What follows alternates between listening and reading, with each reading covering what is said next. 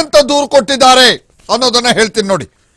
ರವಿಕುಮಾರ್ ಗೌಡ ಅವರು ಕೊಟ್ಟಿರುವಂತ ದೂರು ಪೊಲೀಸ್ ಆಯುಕ್ತರಿಗೆ ಕೊಟ್ಟಿರುವಂತದ್ದು. ಆ ಫೋಟೋ ಕೂಡ ಅಲ್ಲಿದೆ, ನೋಡ್ತಾ ಇದ್ದೀರಿ. ವಿವರವನ್ನ ಹೇಳ್ತೀನಿ ನಾನು.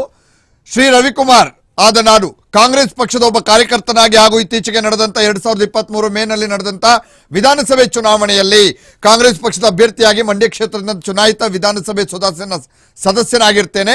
ಪಕ್ಷದಿಂದ ತಮಗೆ ತಿಳಿದಿರುವ ಹಾಗೆ 22 ಫೆಬ್ರವರಿ 2024ರಂದು ಕರ್ನಾಟಕದಿಂದ ವಿಧಾನಸಭೆ ಸದಸ್ಯರು ಆಯ್ಕೆ ಮಾಡಲಿರುವ ರಾಜ್ಯಸಭಾ ಚುನಾವಣೆ ನಡೆಯಲಿದೆ.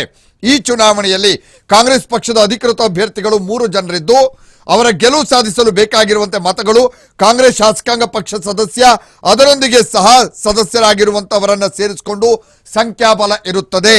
ಬಿಜೆಪಿ ಮತ್ತು ಜೆಡಿಎಸ್ ಮೈತ್ರಿ ಅಭ್ಯರ್ಥಿ 2ನೇ ಅಭ್ಯರ್ಥಿಯಾಗಿ ಶ್ರೀ ಕುಪೇಂದ್ರ ರೆಡ್ಡಿ ಅವರು ನಾಮಪತ್ರ ಸಲ್ಲಿಸಿದ್ದು ಅವರಲ್ಲಿ ಗೆಲುವು ಸಾಧಿಸಲು ನಿರ್ದಿಷ್ಟ ಮತ ಸಂಖ್ಯೆ ಇರೋದಿಲ್ಲ.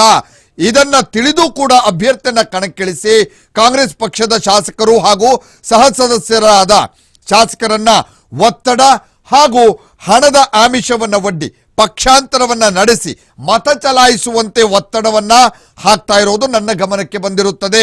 ಕುಪೇಂದ್ರ ರೆಡ್ಡಿ ಅವರನ್ನ ಕಣಕ್ಕಿಳಿಸಿದ ಸಂದರ್ಭದಿಂದ ಬಿಜೆಪಿ ಹಾಗೂ ಜೆಡಿಎಸ್ನ ಹಿರಿಯ ಮುಖಂಡರು ಷಡ್ಯಂತ್ರವನ್ನ ರೂಪಿಸಿ ಕಾಂಗ್ರೆಸ್ ಪಕ್ಷದ ಶಾಸಕರನ್ನು ಮತ್ತು ಸಹ ಸದಸ್ಯ ಶಾಸಕರನ್ನ ಎಲ್ಲಾ ರೀತಿಯಾದಂತಹ ಕಾನೂನು ಬಾಹಿರ ಚಟುವಟಿಕೆಗಳ ಮೂಲಕ ಸೆಳೆಯಲು ಸೇರಿರ್ತಾರೆ.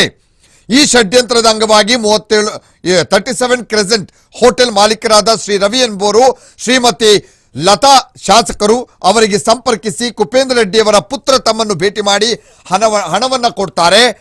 ಹಾಗೆ ನೀವು ಕುಪೇಂದ್ರ ರೆಡ್ಡಿಯವರಿಗೆ ಮತ ಚಲಾಯಿಸಿ ಅಂತ ಹೇಳಿ ಮತ ಚಲಾಯಿಸಲಿಲ್ಲ ಎಂದ್ರೆ ನಿಮಗೆ ತೊಂದರೆ ಆಗತ್ತೆ ಅಂತ ಬೆದರಿಕೆ ಹಾಕಿರ್ತಾರೆ.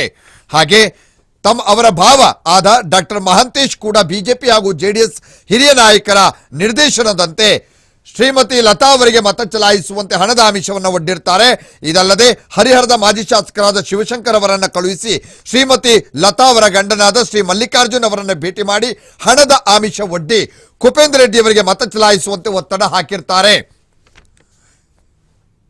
ಎಸ್, ಇದು ರವಿಕುಮಾರ್ ಅವರು ಪೊಲೀಸ್ ಆಯುಕ್ತರಿಗೆ ಕೊಟ್ಟಿರುವಂತಹ ದೂರು.